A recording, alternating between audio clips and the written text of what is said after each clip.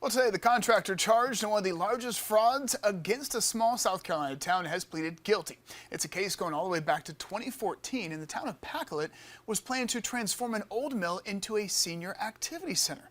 But that never happened. The town hired Callis Anderson to oversee the largest and final part of the project.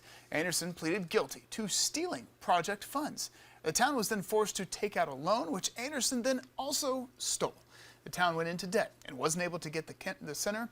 Anderson was sentenced to 21 years in prison, suspended to 5 years, provided he pays $115,000 in restitution. Well, today, the mayor of Pacolet released a statement in response to the plea, saying, quote, "Today was a great day. Callis Anderson, the man who stole the town of Pacolet's hopes and dreams, has been held accountable for what he did to our town."